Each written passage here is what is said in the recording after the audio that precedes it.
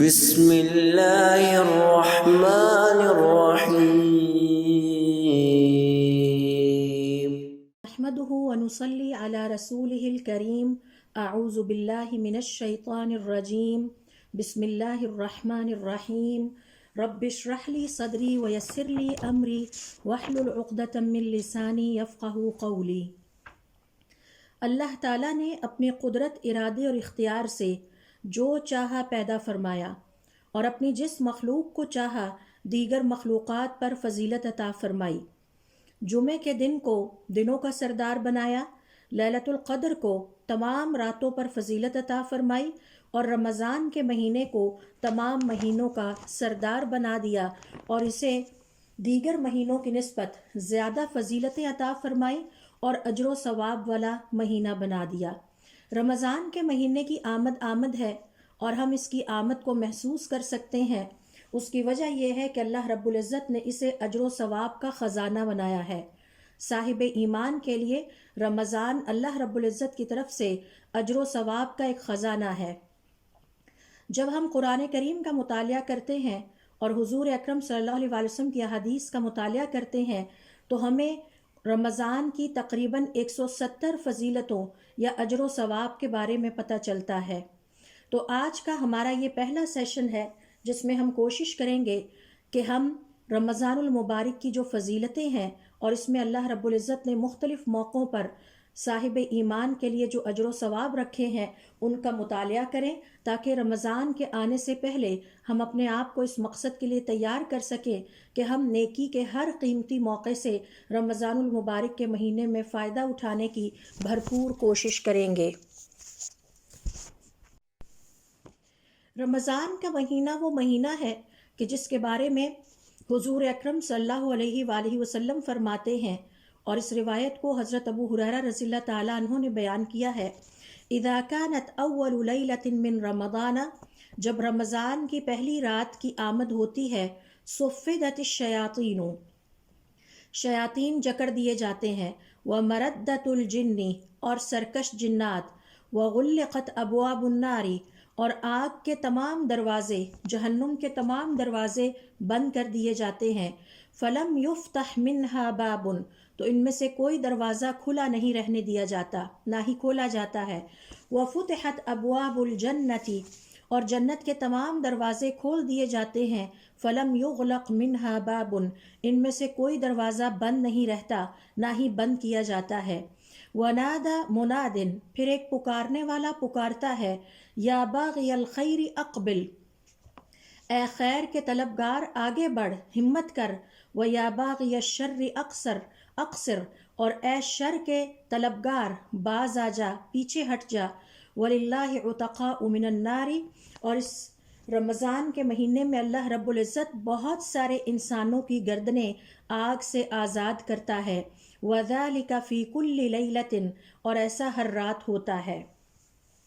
تو رمضان کا مہینہ وہ مہینہ ہے، اس حدیث کے مطابق اس میں 5 ایسے اجر و ثواب جو کہ صاحب ایمان کے لیے رکھے گئے ہیں ان کا ذکر کیا گیا ہے۔ نمبر 1، تفتح فیہ ابواب الجنت،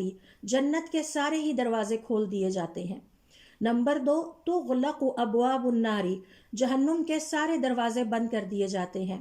نمبر 3، تصفد شیاطین، شیاطین جکڑ دیے جاتے ہیں۔ نمبر 4، پکارنے والا پکارتا ہے، اے خیر کے طلبگار آگے بڑھ، یعنی ماحول انتہائی سازگار ہے اور آپ کے لیے ہر طرح کی آسانی کر دی گئی ہے، آگے بڑھے۔ وَلِلَّهِ عُتَقَاءُ مِنَ النَّارِ كُلِّ لَيْلَةٍ، اور ہر رات اللہ تعالیٰ بہت سارے انسانوں کو جہنم سے آزادی کا پروانہ عطا کرتے ہیں۔ تو یہ 5 اجر و ثواب ہیں جن کا تعلق رمضان کے مہینے سے ہے اور یہ رمضان کی فضیلتیں بھی ہیں۔ اب ہم آتے ہیں اس کی شرح کی طرف۔ حضور اکرم صلی اللہ علیہ وسلم کا یہ فرمانا کہ جنت کے دروازے کھول دیے جاتے ہیں، جہنم کے دروازے بند کر دیے جاتے ہیں اور شیاطین جکڑ دیے جاتے ہیں، قاضی ایاز رحمۃ اللہ علیہ اس حوالے سے فرماتے ہیں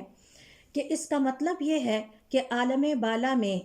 چونکہ رمضان کا مہینہ انتہائی مقدس مہینہ ہے اور اللہ رب العزت کے نزدیک انتہائی تعظیم والا مہینہ ہے، لہٰذا عالم بالا میں اور کل کائنات میں استقبال رمضان کا آغاز ہو جاتا ہے، اور رمضان کی آمد کی خوشی میں یہ سرگرمیاں ہمیں وہاں ان کے بارے میں پتہ چلتا ہے کہ شروع ہو جاتی ہیں۔ اور اس سے یہ بھی پتہ چلتا ہے کہ ان سرگرمیوں کا مقصد یعنی جنت کے دروازوں کا کھول دیا جانا، جہنم کے دروازے بند کر دیے جانے اور شیاطین کو جکڑ دیا جانا، ان کا مقصد دراصل رمضان کے مہینے کی تقدس اور اس کی تعظیم اور اس کی عزت جو اللہ رب العزت کے ہاں ہے اس کو بیان کرنا ہے۔ اور شیاطین کو اس لیے جکڑ دیا جاتا ہے تاکہ وہ مومنوں کو نقصان نہ پہنچا سکیں اور انہیں نیکی کرنے کے مواقع کے راستے میں رکاوٹ نہ بن سکے۔ اسی طرح سے علماء کرام کا یہ کہنا ہے کہ اس سے مراد یہ بھی ہے کہ چونکہ اس مہینے میں ثواب کمانے اور ثواب حاصل کرنے کے مواقع کثرت سے صاحب ایمان کو عطا کیے جاتے ہیں اور اسے کثرت سے مغفرت عطا کی جاتی ہے، تو شیاطین کی یہ صلاحیت کمزور پڑ جاتی ہے کہ وہ صاحب ایمان کو ورغلا سکیں یا انہیں اذیت دے سکیں یا انہیں سیدھے رستے سے ہٹا سکیں۔ اہل علم کا کہنا ہے کہ اس کا یہ بھی مطلب ہے کہ یہ جو شیاطین ہیں یہ بعض خاص لوگوں کے حوالے سے جکڑ دیے جاتے ہیں، یعنی وہ روزے دار جو اپنے روزے کی تمام شرائط کی حفاظت کرنے والے ہیں اور روزے کے بارے میں کانشیس ہیں اور شعوری طور پر رمضان کی آمد کو محسوس کرتے ہیں، تو شیاطین ان کو نقصان نہیں پہنچا سکتے، نہ ایذا پہنچا سکتے ہیں اور نہ ہی اللہ رب العزت کی عبادت اور فرما برداری کے راستے سے انہیں ہٹا سکتے ہیں۔ اسی طرح سے قاضی ایاز رحمۃ اللہ علیہ فرماتے ہیں کہ اس کا مطلب یہ بھی ہو سکتا ہے کہ چونکہ اللہ رب العزت نے اس مہینے میں اپنے بندوں کے لیے بہت ساری عبادتیں اکٹھی کر دی ہیں اور پھر یہ مہینہ بذات خود بہت ہی زیادہ اجر و ثواب والا مہینہ ہے، تو اس لیے یہ عبادتیں کسی اور وقت میں اس طرح سے اکٹھی نہیں کی گئیں جتنی کہ اس مہینے میں اکٹھی کر دی جاتی ہیں۔ مثال کے طور پر روزہ رکھنا، قیام اللیل کرنا، نیکی کے ہر طرح کے کام کرنا اور اللہ رب العزت کی نافرمانیوں سے بچنے کی کوشش کرنا، اور یہ اللہ رب العزت کی نافرمانیوں سے بچنے کی کوشش کرنے کی خاص اسپرٹ ہمیں رمضان المبارک کے مہینے میں ہی نظر آتی ہے۔ تو اسی وجہ سے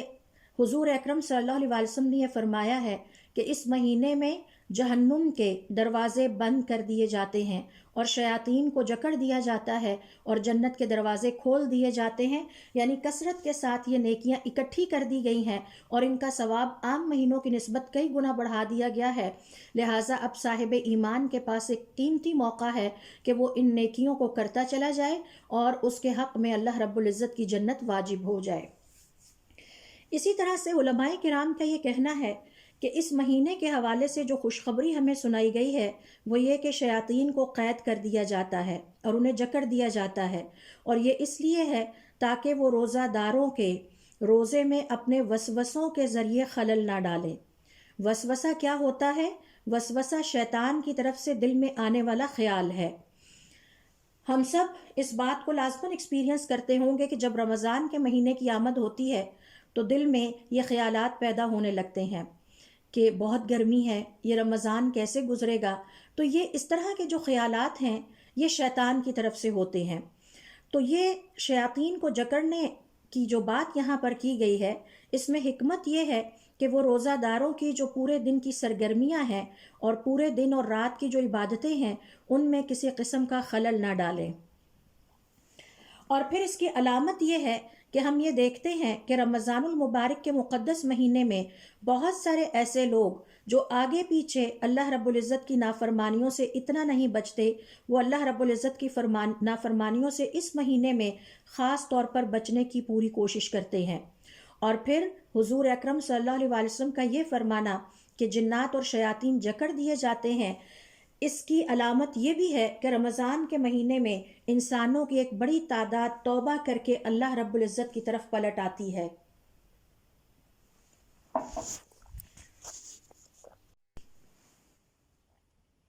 امام قرطبی رحمۃ اللہ علیہ فرماتے ہیں کہ اگر کوئی یہ سوال کرے کہ ہم دیکھتے ہیں کہ آپ صلی اللہ علیہ وسلم کے اس ارشاد کے باوجود کہ جنات اور شیاطین رمضان کے مہینے میں جکڑ دیے جاتے ہیں، ہم دیکھتے ہیں کہ پھر بھی بعض لوگ یا انسان شر پر عمل کر رہے ہوتے ہیں اور اللہ رب العزت کی نافرمانیوں کے راستے پر چل رہے ہوتے ہیں، تو ایسا کیوں ہے؟ تو اس کا جواب وہ یہ دیتے ہیں کہ دراصل اس حدیث سے یا حضور صلی اللہ علیہ وسلم کے فرمانا کہ شیاطین جکڑ دیے جاتے ہیں، اس سے مراد یہ ہے کہ وہ روزہ دار جو اپنے روزے کی حفاظت کرنے والے ہوتے ہیں اور روزے کے آداب کا خیال رکھنے والے ہوتے ہیں، یعنی حقیقی روزہ دار، یہ ان کے حق میں فرمایا ہے کہ شیطان کا پھر ان کے اوپر وار نہیں چلتا۔ تو اس حدیث کا یہ قطعاً مطلب نہیں ہے کہ شیطان کسی بھی انسان پر قدرت نہیں پا سکتا، نہیں، بلکہ وہ صاحب ایمان جو اپنے روزے کا خیال رکھنے والے ہوتے ہیں، اپنے روزے کی حفاظت کرنے والے ہوتے ہیں، شیطان ان پر کسی قسم کا وار یا کسی قسم کا حملہ نہیں کر سکتا۔ اسی طرح سے امام قرطبی رحمۃ اللہ علیہ کا کہنا ہے کہ اس کا مطلب یہ بھی ہو سکتا ہے کہ بعض شیاطین جکڑ دیے جاتے ہیں اور وہ سرکش ترین ہیں، اور اس کا مطلب ہے کہ تمام شیاطین کو جکڑا نہیں جا سکتا۔ لہٰذا حضور اکرم صلی اللہ علیہ وسلم کا یہ فرمانا کہ باغی یا سرکش شیاطین کو جکڑ دیا جاتا ہے، اس کا مطلب یہ ہے کہ بعض شیاطین جکڑے جاتے ہیں، اور ان کے جکڑے جانے کے باوجود جو اللہ رب العزت کی پھر بھی نافرمانیاں رمضان کے مہینے میں ہوتی رہتی ہیں، اس کی وجہ یہ ہے کہ پورا سال یعنی سال کے 11 مہینے بعض انسان اللہ رب العزت کی نافرمانی کے اتنے عادی ہو چکے ہوتے ہیں کہ وہ رمضان میں بھی اپنی اصلاح نہیں کر پاتے اور اللہ رب العزت کی فرما برداری کے راستے پر نہیں آ پاتے۔ تو ہمارا دشمن یا مومن کا دشمن صرف شیطان نہیں ہے، بلکہ اس کا اپنا ناپاک نفس بھی ہے، اور ناپاک یہاں پر اس لیے کہا کہ اللہ رب العزت کی نافرمانی کے راستے پر چلنا ناپاکی ہے۔ اسی طرح سے مسلمان کا دشمن اس کی بری عادتیں بھی ہوتی ہیں۔ تو شیاطین تو جکڑے گئے ہیں، لیکن انسان جن کی عادتیں خراب ہو چکی ہیں اور جو اللہ رب العزت کی نافرمانیوں کے خوگر ہو چکے ہیں، وہ تو ابھی بھی کھلے ہیں۔ پھر اسی طرح سے ہمارے دشمنوں کی ایک شکل اور بھی ہے، انسانوں میں بھی ایسے شیاطین پائے جاتے ہیں جو دیگر انسانوں کو اللہ رب العزت کی فرما برداری اور اس کی عبادت کے راستے سے روکتے ہیں، تو وہ تو کھلے ہی ہوتے ہیں۔ تو یہ ہیں وہ ساری تفاصیل جو حضور اکرم صلی اللہ علیہ وسلم کی اس حدیث سے متعلقہ ہیں کہ جنت کے دروازے کھول دیے جاتے ہیں، اس سے کیا مراد ہے؟ جہنم کے دروازے بند کر دیے جاتے ہیں، اس کے کیا مطلب ہو سکتے ہیں؟ اور شیاطین جکڑ دیے جاتے ہیں، اس کا کیا مطلب ہو سکتا ہے؟ تو یہ تھیں رمضان المبارک کی پہلی 5 فضیلتیں یا پہلے 5 اجر و ثواب جو کہ ایک مسلمان کو حاصل ہوتے ہیں۔ رمضان کے مہینے کی آمد کے ساتھ ہی اسے یہ فائدے ملنے لگتے ہیں۔ 6 نمبر پر دیکھیے کہ ایک رمضان دوسرے رمضان تک کے تمام گناہوں کا کفارہ ہے اگر مومن نے اس دوران کبیرہ گناہوں سے اجتناب کیا ہو، کبیرہ گناہوں کا ارتکاب نہ کیا ہو۔ ابو ہریرہ رضی اللہ تعالیٰ عنہ کہتے ہیں کہ حضور اکرم صلی اللہ علیہ وسلم کا ارشاد ہے، 5 نمازیں اور جمعے کی نماز اگلے جمعے تک اور ایک رمضان سے دوسرے رمضان تک اگلا رمضان تمام گناہوں کا کفارہ بن جاتا ہے اگر صاحب ایمان نے کبیرہ گناہوں سے اجتناب کیا ہو۔ اس حوالے سے مالک ابن الحسن ابن مالک ابن الحویرث اپنے والد سے اور وہ اپنے دادا سے روایت کرتے ہیں کہ حضور اکرم صلی اللہ علیہ وسلم ایک دفعہ ممبر پر چڑھے تو جب آپ نے پہلی سیڑھی پر قدم رکھا فرمایا آمین، پھر آپ نے دوسری سیڑھی پر قدم رکھا اور فرمایا آمین، پھر آپ نے تیسری سیڑھی پر قدم رکھا اور فرمایا آمین، پھر فرمایا میرے پاس ابھی جبرائیل علیہ السلام آئے تھے اور انہوں نے مجھ سے کہا اے محمد صلی اللہ علیہ وآلہ وسلم، جس کسی نے رمضان کو پا لیا اور پھر اپنی مغفرت نہ حاصل کر سکا، اللہ رب العزت کی مغفرت کو نہ پا سکا، تو ایسا شخص اللہ رب العزت سے دور ہو جاتا ہے، اس کی رحمت سے دور ہو جاتا ہے۔ تو میں نے کہا آمین۔ پھر جب دوسری سیڑھی پر میں چڑھا تو جبریل علیہ السلام نے کہا، جس کسی نے اپنے والدین کو بڑھاپے میں پایا یا والدین میں سے کسی ایک کو پایا اور پھر ان کی خدمت کر کے اپنے آپ کو بخشوا نہ سکا اور اللہ رب العزت کی جنت حاصل نہ کر سکا، تو ایسا شخص اللہ رب العزت کی رحمت سے دور ہو جاتا ہے اور دور ہو جائے۔ تو میں نے کہا آمین۔ پھر انہوں نے فرمایا کہ تیسری سیڑھی پر جب میں نے قدم رکھا تو جبرائیل علیہ السلام نے فرمایا کہ جس کسی کے پاس حضور اکرم صلی اللہ علیہ وآلہ وسلم کا ذکر کیا جائے اور وہ آپ صلی اللہ علیہ وآلہ وسلم پر درود نہ بھیجے تو اللہ تعالیٰ ایسے شخص کو اپنی رحمت سے دور کر دے۔ تو میں نے کہا آمین۔ تو اس حدیث سے ہمیں پتہ یہ چلا کہ ایک رمضان سے دوسرے رمضان تک مومن سے جو گناہ ہو جاتے ہیں، جو غلطیاں ہو جاتی ہیں یا جو کوتاہیاں ہوتی ہیں، اگر ان کا شمار کبیرہ گناہوں میں نہیں ہوتا تو رمضان سے رمضان تک اس کے گناہوں کا یہ رمضان کفارہ بنتا ہے۔ 7ویں اور 8ویں نمبر پر دیکھیے کہ مومن کو رمضان کے مہینے میں جو ثواب عطا ہوتے ہیں، جو اجر وہ پاتا ہے، وہ یہ ہے کہ رمضان کا مہینہ سخاوت کا مہینہ ہے اور قرآن کریم کو پڑھنے، قرآن کریم کو سیکھنے، اس پر غور و فکر کرنے کا مہینہ ہے۔ ابن عباس رضی اللہ تعالی عنہما کہتے ہیں کہ حضور اکرم صلی اللہ علیہ وآلہ وسلم رمضان کے مہینے میں خوب سخاوت اور فیاضی کا مظاہرہ کرتے اور خاص طور پر رمضان کے مہینے میں ایسا کرتے تھے، اور جبرائیل علیہ السلام ان سے رمضان کی ہر رات میں ملاقات کرتے اور حضور اکرم صلی اللہ علیہ وآلہ وسلم ان کو قرآن کریم پڑھ کر سکھاتے، اور پھر جب ان کی ملاقات جبرائیل علیہ السلام سے ہوتی تو اس کے بعد آپ خوب سخاوت اور فیاضی کا مظاہرہ کرتے ہوئے اللہ کی راہ میں خرچ کرتے۔ تو 7ویں اور 8ویں نمبر پر ہمیں اس حدیث میں رمضان کی 2 مزید فضیلتوں یا اجر و ثواب کے قیمتی موقعوں کا پتہ چلتا ہے۔ ایک ہے اس میں سخاوت کا مظاہرہ کیا جائے، اللہ کی راہ میں خوب خرچ کیا جائے، اور دوسرا ہے قرآن کریم پر خوب غور و خوض کیا جائے، اس کو سیکھنے کی کوشش کی جائے، اس کو امپروو کیا جائے، اس کے اوپر تدبر کیا جائے۔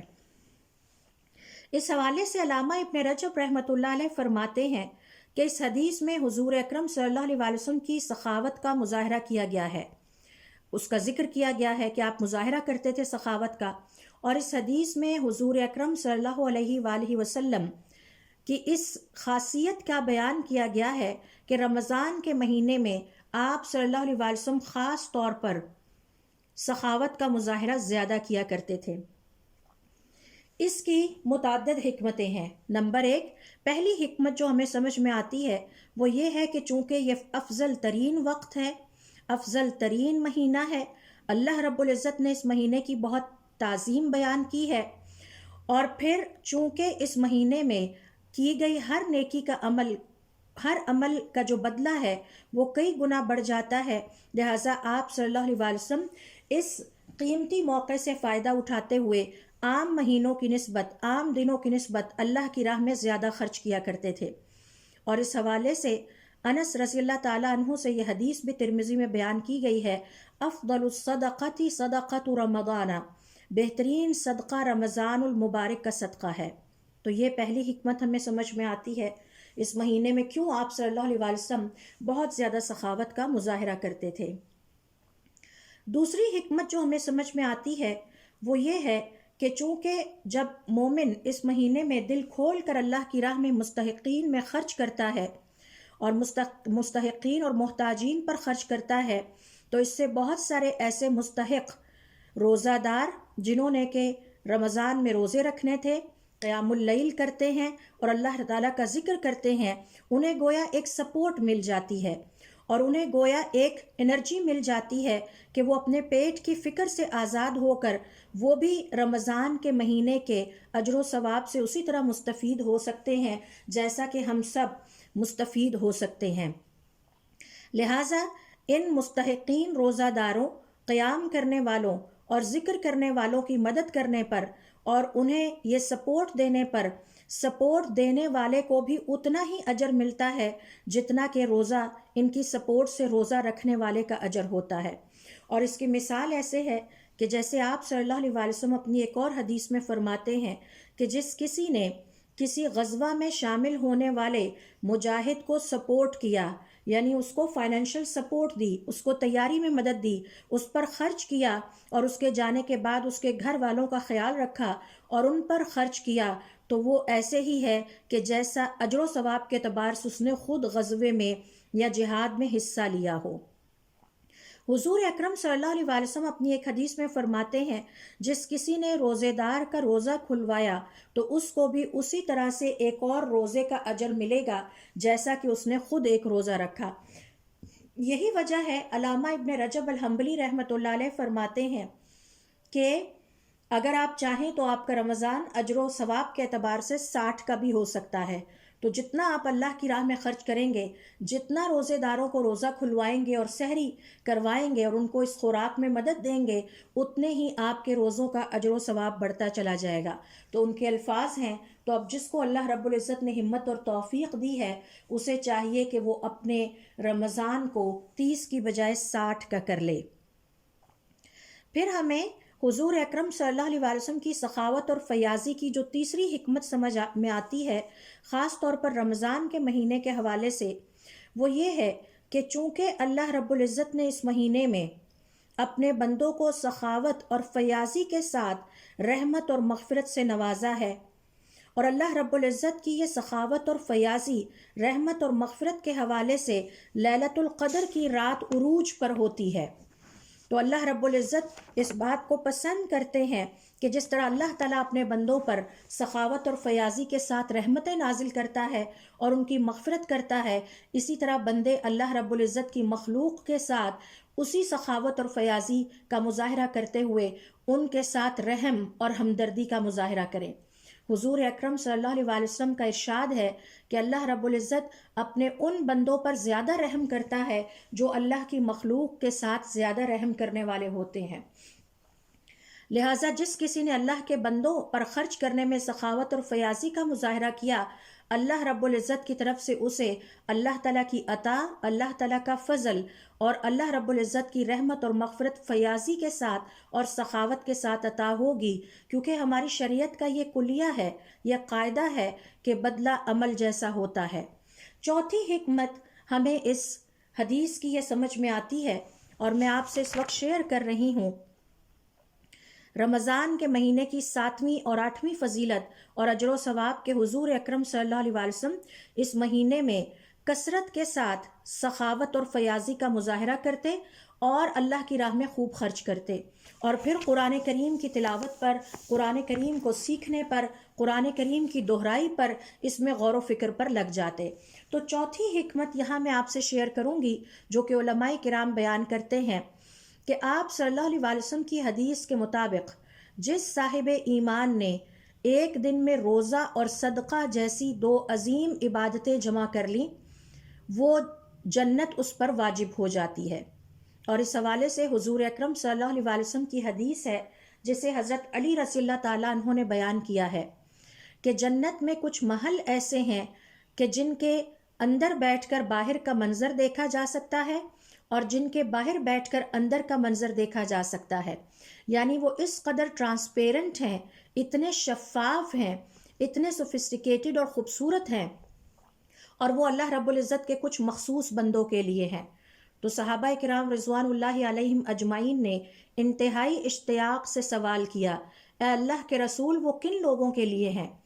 حضور اکرم صلی اللہ علیہ وسلم نے فرمایا، اور یہاں ہمارے نوٹ کرنے کی بات یہ ہے کہ آپ صلی اللہ علیہ وسلم نے ان کا نام نہیں لیا بلکہ ان محبوب بندوں کی کوالٹیز بیان کی، اور یہ 4 کوالٹیز ہیں جو ایٹ اے ٹائم اکٹھی ہوتی ہیں۔ نمبر 1، جس کی گفتگو پاکیزہ اور ستھری ہوئی، اور جس نے کھانا کھلایا، جس نے روزے رکھے،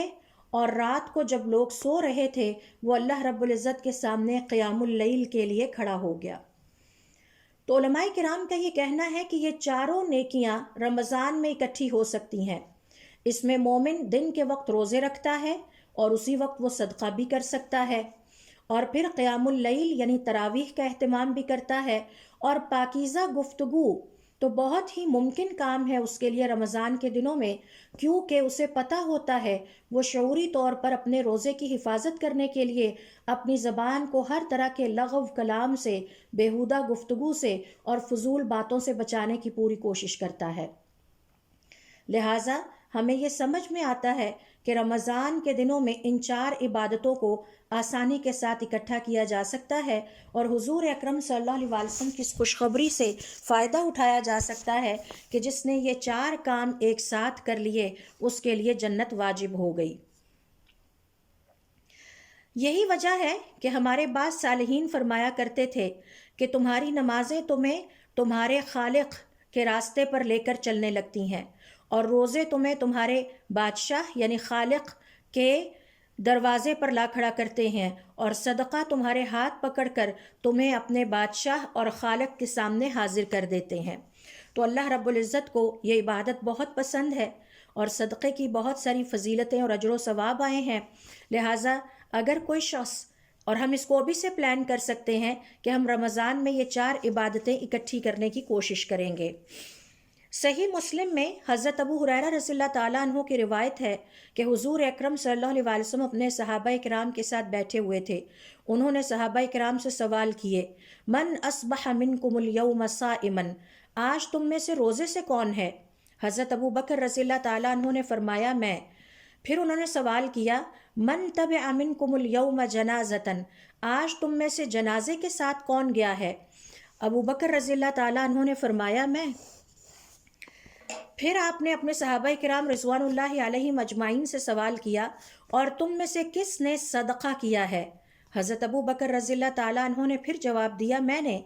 آپ صلی اللہ علیہ وسلم نے پھر سوال کیا، فمن عاد منکم مریضا، اور تم میں سے کس نے کسی مریض کی عیادت کی ہے؟ حضرت ابو بکر رضی اللہ تعالیٰ عنہ نے پھر جواب دیا کہ میں نے۔ آپ صلی اللہ علیہ وسلم نے فرمایا، جس شخص نے یہ 4 عبادتیں ایک وقت میں کر لیں، اللہ رب العزت کی طرف سے خوشخبری ہے کہ وہ جنت میں داخل کر دیا جائے گا۔ یعنی روزہ رکھا ہو، اس کے ساتھ کسی نماز جنازہ میں شامل ہو جائے، اسی دن صدقہ بھی کرے روزے کی حالت میں، اور روزے کی حالت میں کسی مریض کی عیادت بھی کر لی جائے، تو ہمارے لیے ممکن ہے کہ ہم اپنے اس آنے والے رمضان کے لیے یہ پلاننگ کر لیں کہ ہم یہ 4 کام اکٹھے کرنے کی کوشش کریں گے۔ زیادہ نہیں تو کم از کم 5 دفعہ تو کریں گے، 5 دنوں کے لیے تو ہم یہ پلاننگ کر سکتے ہیں۔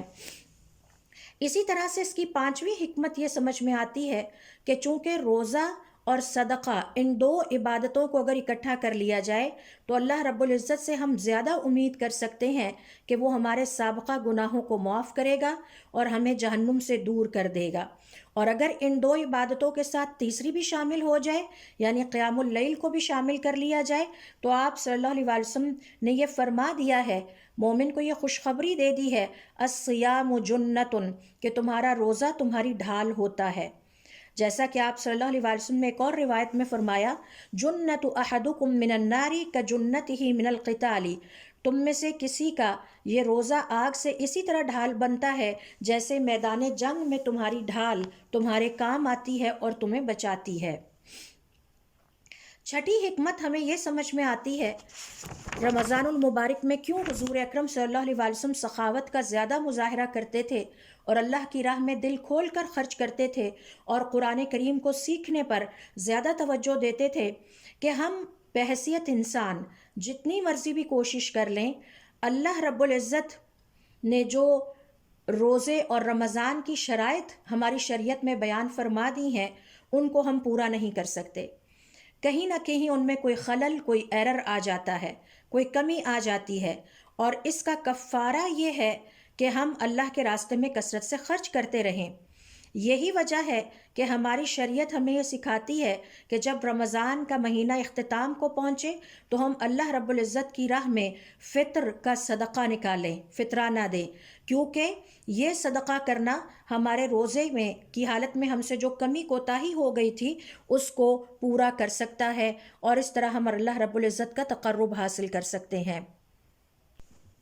پھر اسی طرح سے 7ویں حکمت جو ہمیں یہاں نظر آتی ہے کہ کیوں حضور اکرم صلی اللہ علیہ وسلم خاص طور پر رمضان کے مہینے میں اللہ رب العزت کی راہ میں زیادہ دل کھول کر سخاوت کے ساتھ خرچ کیا کرتے تھے،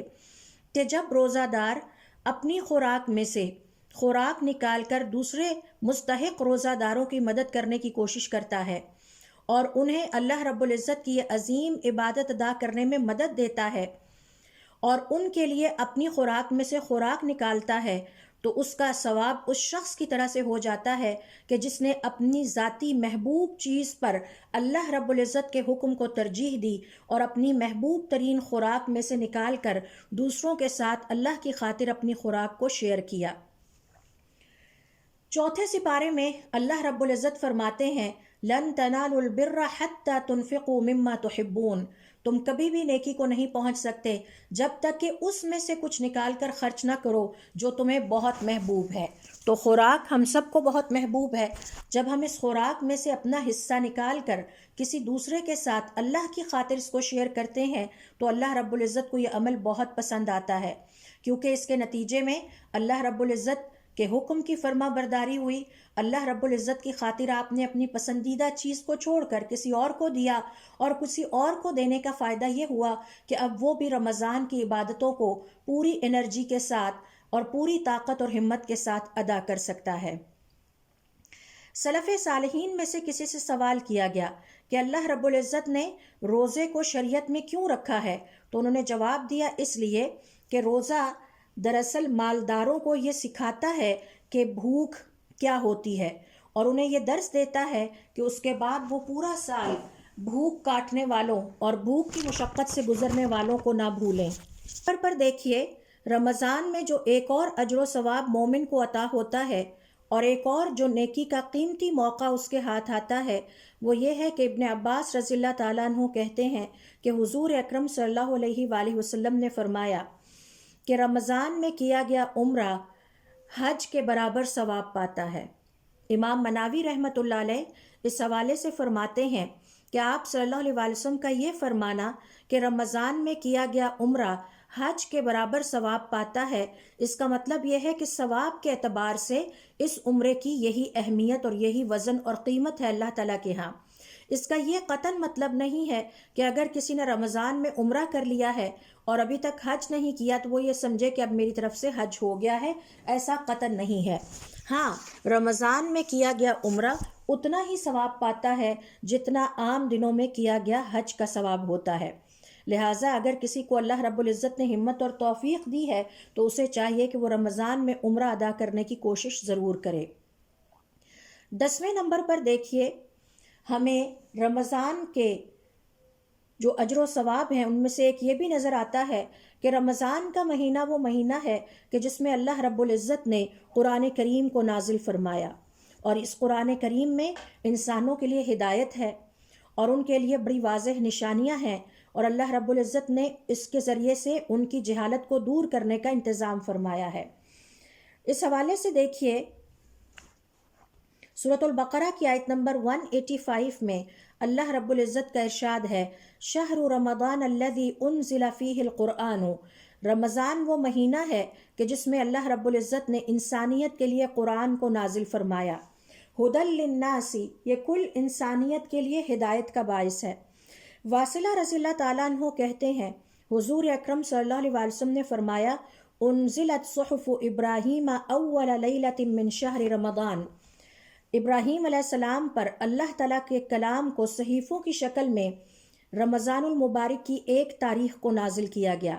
وَأُنزِلَتِ التَّوْرَاةُ لِسِتٍ مَضِينَ مِن رمضان، اور رمضان کی 6 تاریخ کو تورات نازل ہوئی۔ وَأُنزِلَ الْإِنجِيلُ ل13 مضت من رمضان، اور انجیل 13 رمضان کو نازل کی گئی۔ وَأُنزِلَ الزَّبُورُ ل18 خلت من رمضان، اور زبور تقریباً 28 رمضان المبارک کو نازل کی گئی۔ وَأُنزِلَ الْقُرْآنُ ل24 خلت من رمضان، جبکہ قرآن کریم 24 رمضان المبارک کو نازل ہوا۔ تو یہ جب ایک مسلمان رمضان کے مہینے کا احترام کرتا ہے تو اسے ایک اجر یہ بھی ملتا ہے کہ یہ وہ مبارک اور مقدس مہینے کے احترام کا اجر ہے کہ جس میں ہمیشہ اللہ رب العزت نے اپنے کلام کو کل انسانیت تک مختلف ادوار میں پہنچانے کی کوشش کی اور اپنے کلام کو نازل فرمایا۔ 11ویں نمبر پر دیکھیے رمضان المبارک کا ایک اور اجر، نیکی کا ایک اور قیمتی موقع جو کہ ایک مسلمان کے ہاتھ آتا ہے وہ یہ ہے کہ انس ابن مالک رضی اللہ تعالیٰ عنہ کہتے ہیں حضور اکرم صلی اللہ علیہ وسلم نے فرمایا تم سب اللہ رب العزت کی رحمت کی ہواؤں کے جھونکے حاصل کرنے کی کوشش کرو۔ اور اس کا مطلب یہ ہے کہ کچھ خاص فضیلت کے اوقات ہوتے ہیں، اور یہ وہ اوقات ہوتے ہیں جس میں اللہ رب العزت کی رحمت کی ہوائیں چل رہی ہوتی ہیں، لہٰذا سب کوشش کرو کہ تم اللہ رب العزت کی ان رحمتوں کو سمیٹ سکو۔ یصیب بہا من یشاء من عبادہ، وہ جسے چاہتا ہے اپنی رحمت پہنچاتا ہے۔ تو اب رحمت کو تلاش کرنا اور اس رحمت کے لیے دعا کرنا، اس کے لیے کوشش کرنا صاحب ایمان کی ذمہ داری بنتی ہے۔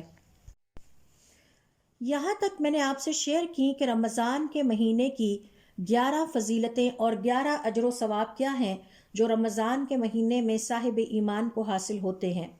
اور ہم سب جانتے ہیں کہ رمضان کے مہینے کی اہم ترین عبادتوں میں سے ایک روزہ رکھنا ہے، اور اس حوالے سے جب ہم حضور اکرم صلی اللہ علیہ وآلہ وسلم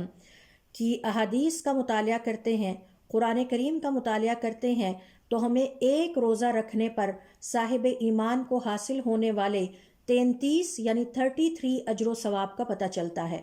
تو اب آپ سے میں وہ 33 اجر و ثواب یہاں پر شیئر کرنے لگی ہوں۔ نمبر 1، رمضان کا روزہ رکھنا دراصل اسلام کے ارکان میں سے ایک رکن کو زندہ کرنے کے مترادف ہے، اس پر عمل کرنا ہے، اور اس کے نتیجے میں صاحب ایمان کو اس کا اجر ملتا ہے۔ تو یہ پہلا اجر ہے جو کہ ایک روزہ رکھنے پر ملتا ہے، اور ہم نے 33 یعنی 33 یہاں پہ کاؤنٹ کرنے ہیں۔ ابن عمر رضی اللہ تعالیٰ عنہما کہتے ہیں کہ حضور اکرم صلی اللہ علیہ وسلم نے فرمایا، بنی الاسلام علی خمس، اسلام کی بنیاد 5 ارکان پر ہے۔ اس میں پہلا ہے یہ گواہی دینا لا الہ الا اللہ محمد عبدہ و رسولہ، دوسرا ہے نماز قائم کرنا، تیسرا ہے زکوٰۃ دینا، اور چوتھا ہے حج، اور پانچواں ہے رمضان کے روزے رکھنا۔ تو گویا صاحب ایمان جب روزہ رکھتا ہے تو اس کا پہلا اجر اسے یہ ملتا ہے کہ وہ اسلام کے ارکان پر عمل کر رہا ہے اور اسلام کے ایک اہم ترین رکن کو زندہ کر رہا ہے۔ دوسرا اجر ایک روزہ رکھنے پر جو صاحب ایمان کو ملتا ہے وہ یہ ہے کہ وہ اللہ رب العزت کے حکم پر عمل کر رہا ہے، اور اس کے بارے میں آپ دیکھیے کہ سورۃ البقرہ کی آیت نمبر 58 میں اللہ رب العزت کا ارشاد ہے، شہر رمضان الذی انزل فیہ القرآن، یہ رمضان وہ مہینہ ہے کہ جس میں انسانیت کے لیے قرآن کریم کو نازل کیا گیا، اور یہ قرآن کریم ھدی للناس، لوگوں کے لیے ہدایت کا باعث ہے، وبینات من الہدی والفرقان، فمن شہد منکم الشہر، اب جو کوئی تم میں سے رمضان کے مہینے کو پالے، فلیصمہ، تو اسے چاہیے کہ وہ اس کے روزے رکھے۔ تو یہ دوسرا اجر ہے جو کہ ایک صاحب ایمان کو ملتا ہے کہ اس نے اللہ رب العزت کے حکم کی پیروی کی، اللہ رب العزت کا کہنا مانا۔ تیسرا اجر رمضان کا روزہ رکھنے کا ایک صاحب ایمان کو یہ ملتا ہے کہ اس کے گناہوں کا کفارہ ہوتا ہے، اور اس حوالے سے ابو ہریرہ رضی اللہ تعالیٰ عنہ کہتے ہیں کہ حضور اکرم صلی اللہ علیہ وسلم نے ارشاد فرمایا، جس کسی نے رمضان کے روزے پورے ایمان کے ساتھ اور اجر و ثواب کی نیت سے رکھے، اللہ رب العزت اس کے سابقہ گناہوں کو معاف کر دیتے ہیں۔ تو سابقہ گناہ اس سے معاف ہو جاتے ہیں۔ چوتھی خوشخبری یا چوتھا ثواب ایک صاحب ایمان کو رمضان کے روزے رکھنے پر یہ ملتا ہے کہ جب وہ رمضان کا روزہ رکھتا ہے تو اس کے لیے سحری کرتا ہے، اور سحری کرنا حضور اکرم صلی اللہ علیہ وسلم کی سنت ہے، اور اس سنت پر عمل کرنے کا اجر و ثواب اسے الگ سے عطا کیا جاتا ہے۔ عبداللہ ابن عمر رضی اللہ تعالیٰ عنہما کہتے ہیں کہ حضور اکرم صلی اللہ علیہ وسلم نے فرمایا، سحری کیا کرو خواہ پانی کا ایک گھونٹ ہی کیوں نہ پی کر، یعنی پانی کا ایک گھونٹ بھی میسر ہو تو وہ پی کر سحری ضرور کریں، سحری کو سکپ نہ کریں۔ اور اس حوالے سے ایک اور حدیث ہے جس میں آپ صلی اللہ علیہ وسلم فرماتے ہیں کہ سحری کی برکت ہوتی ہے، لہٰذا اس کو ترک نہ کرو۔ اور ایک اور حدیث میں آپ صلی اللہ علیہ وسلم فرماتے ہیں کہ بے شک اللہ تعالیٰ اور اس کے فرشتے سحری کرنے والوں پر رحمتیں بھیجتے ہیں، ان کے لیے دعائے رحمت کرتے ہیں۔ تو یہ 3 احادیث میں نے آپ کے ساتھ یہاں شیئر کی ہیں۔ اس حوالے سے علماء کرام کا یہ کہنا ہے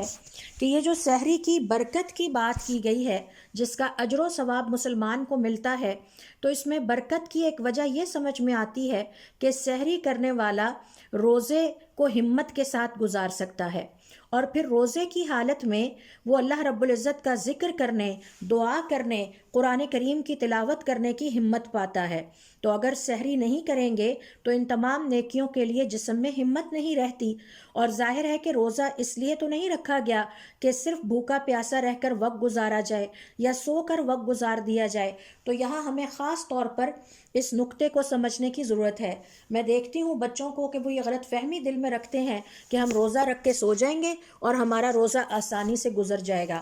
روزہ رکھ کے ضرورت اس بات کی ہے کہ قرآن کریم کی تلاوت کی جائے، 5 نمازوں کی پابندی کی جائے، اللہ رب العزت کا ذکر کیا جائے اور دعا کی جائے۔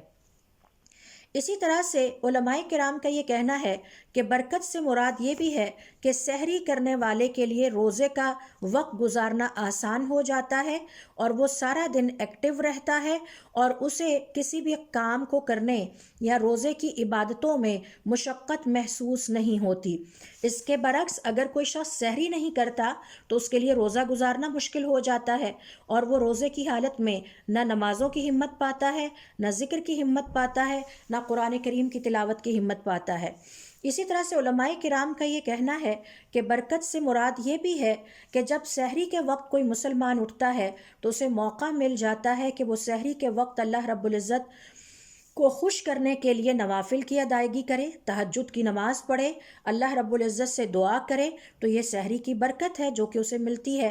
اور پھر سحری کا ایک اجر و ثواب یہ بھی ہے کہ حضور اکرم صلی اللہ علیہ وآلہ وسلم کی سنت کی پیروی کی اور اہل کتاب کی مخالفت کی، اور اللہ رب العزت کو یہ بات بہت پسند ہے کہ مسلمان اہل کتاب کی مخالفت کریں۔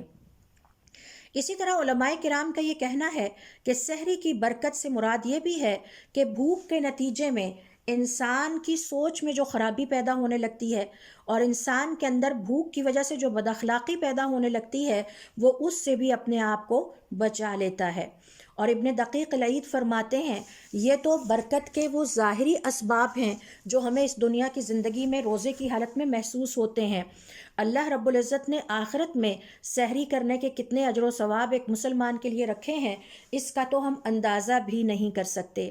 لہٰذا سحری کو بالکل سکپ نہ کیا جائے، یہ رمضان کی عبادتوں میں سے ایک اہم ترین عبادت ہے اور اس کا اہتمام کر کے خوش دلی کے ساتھ سحری کو کیا جائے۔ 5واں اجر و ثواب جو ایک مسلمان کو ایک روزہ رکھنے پر عطا ہوتا ہے وہ یہ ہے کہ اس کی سحری میں برکت ڈال دی جاتی ہے۔ آپ صلی اللہ علیہ وآلہ وسلم فرماتے ہیں سحری کیا کرو کیونکہ سحری کرنے میں برکت ہوتی ہے، اور اس حوالے سے میں نے آپ کے ساتھ ابھی بہت تفصیل کے ساتھ اس برکت کے مختلف پہلو ڈسکس کیے ہیں۔ 6واں ثواب جو مسلمان کو ایک روزہ رکھنے پر ملتا ہے وہ یہ ہے کہ سحری کرنے پر اہل کتاب کی مخالفت ہوتی ہے اور اللہ رب العزت کو یہ پسند ہے کہ ہم روزہ رکھنے میں بھی اہل کتاب کی مخالفت کریں۔ 8ویں نمبر پر ایک مسلمان کو جو سحری کا روزہ یا سحری کرنے کا جو اجر و ثواب ملتا ہے وہ یہ کہ اللہ رب العزت کے فرشتے اس کے لیے دعائے رحمت کرتے ہیں۔ ابن عمر رضی اللہ تعالیٰ عنہما فرماتے ہیں کہ حضور اکرم صلی اللہ علیہ وآلہ وسلم نے فرمایا بے شک اللہ تعالیٰ اور اس کے فرشتے سحری کرنے والوں کے لیے دعائے رحمت کرتے ہیں، تو سحری کو سکپ کر کے اس کے اجر و ثواب سے ہمیں اپنے آپ کو محروم نہیں کرنا چاہیے۔ 9ویں نمبر پر دیکھیے کہ روزہ افطار کرنے میں جلدی کرنا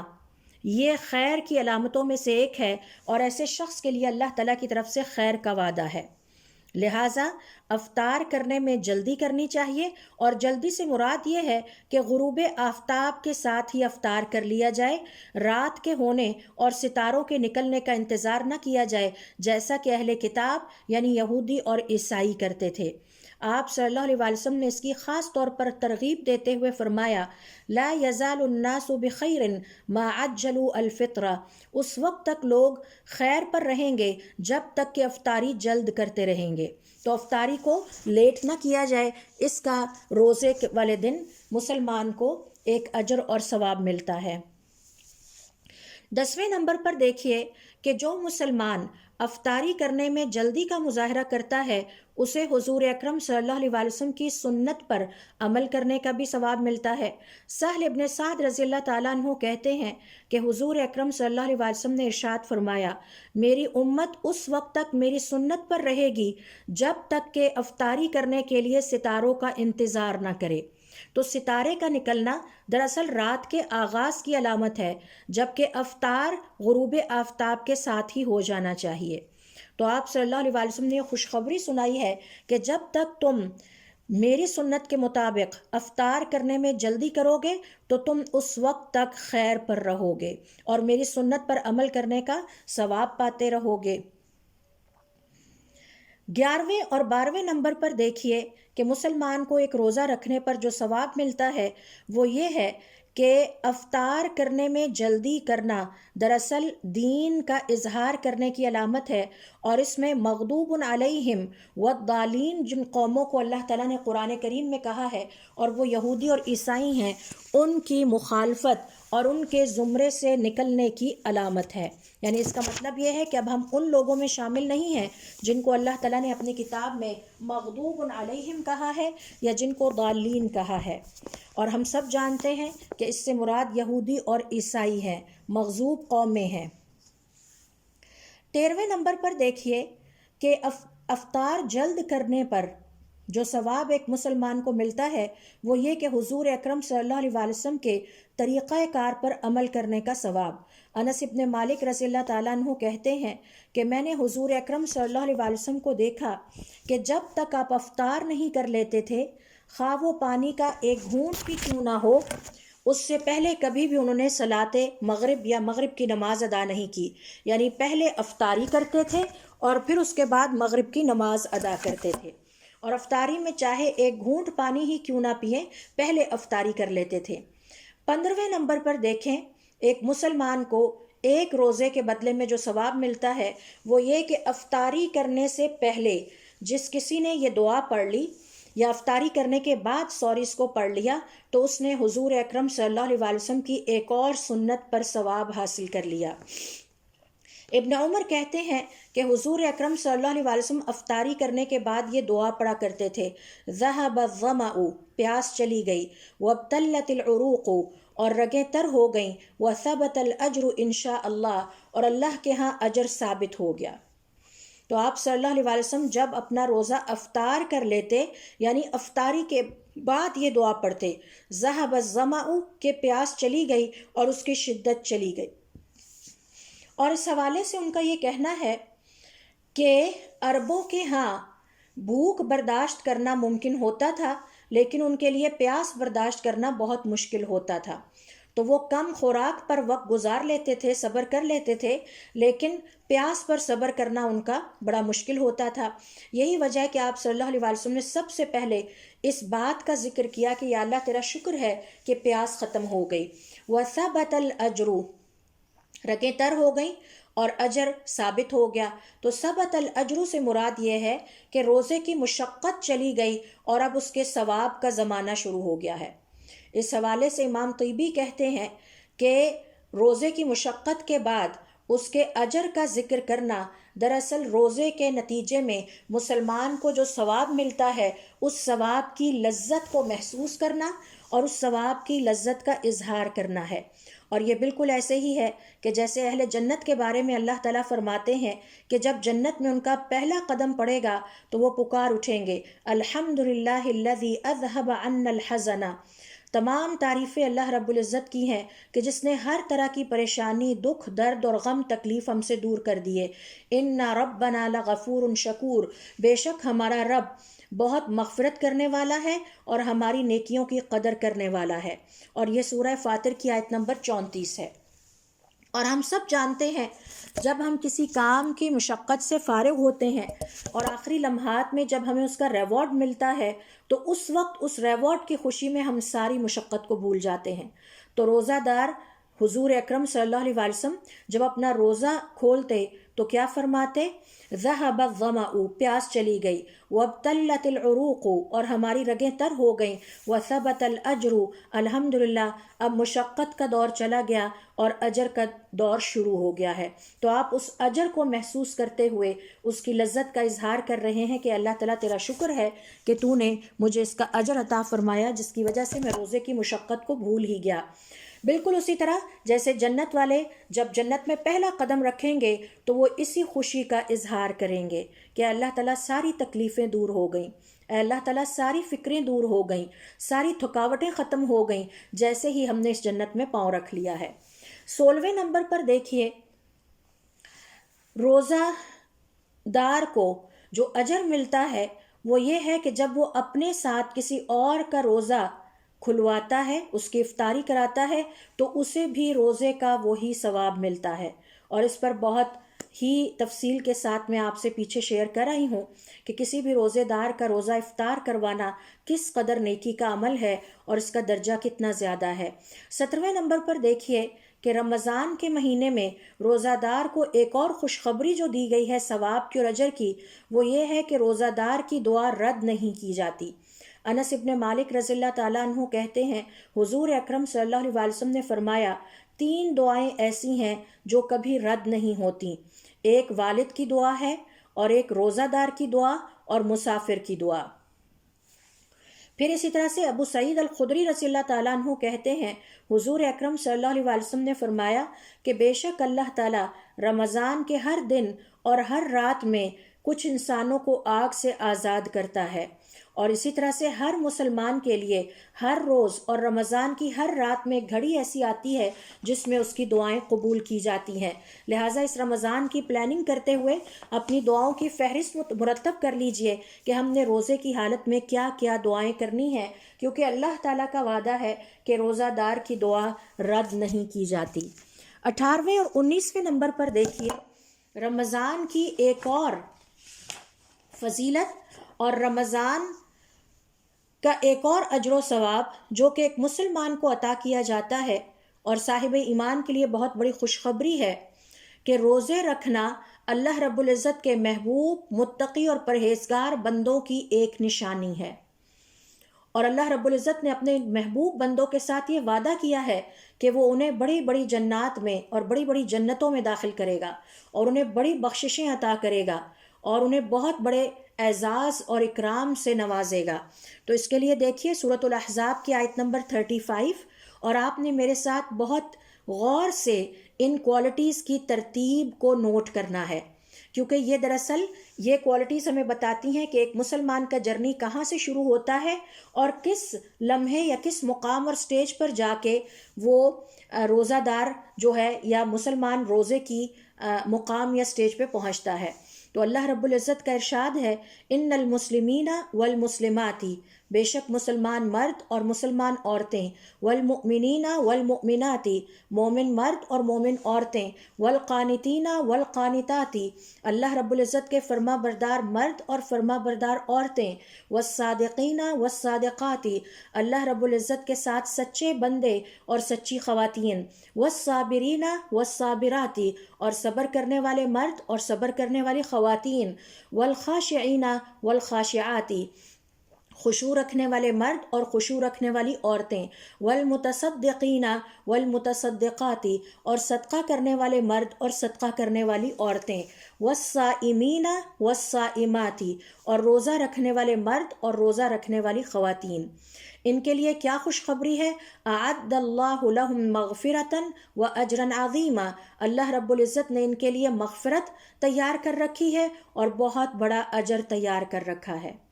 تو روزہ رکھنے کا 18واں اور 19واں اجر اور ثواب یہ ہے کہ روزہ رکھنا اللہ رب العزت کے محبوب، متقی، پرہیزگار بندوں کی ایک نشانی ہے، اور 19ویں نمبر پر یہ کہ ان کے لیے اللہ کی طرف سے خوشخبری ہے کہ بہت بڑا اجر ان کا انتظار کر رہا ہے۔ پھر اسی طرح سے دیکھیے 20ویں نمبر پر رمضان کے روزے رکھنے کی جو کوالٹی یا جو اجر اور ثواب اللہ رب العزت نے بیان کیا ہے وہ یہ ہے کہ رمضان کے روزے رکھنا اس کے لیے ڈھال بن جاتا ہے،